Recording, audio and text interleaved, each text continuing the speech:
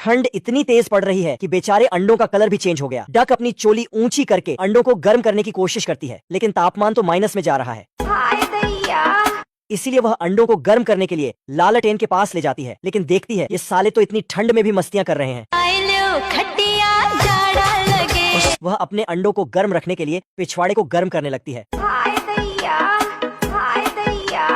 वह अपनी तशरीफ अंडों के ऊपर रखने वाली थी, लेकिन डर के कारण सारे चूजे निकल जाते हैं। डक उन्हें लेकर पानी में जाती है, लेकिन यह एक चूजा अभी पूरा नहीं निकला है। वह उनके पीछे पानी में जाता है, लेकिन तब तक पानी बर्फ बन गया था।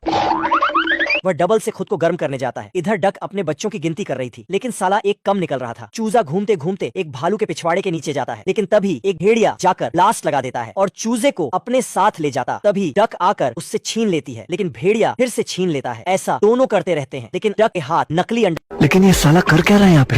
ये तेंदुआ सस्ता नशा करके बाहर आता है और फिर जैसे ही ये पोटली खोलता है तो उसमें से एक मगरमच्छ का बच्चा बाहर निकलता है।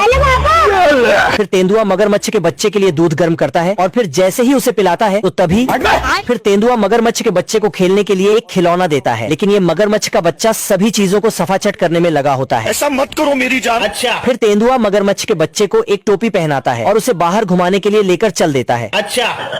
फिर जैसे ही ये छमिया तेंदुआ के बच्चे को देखने के लिए आती है तो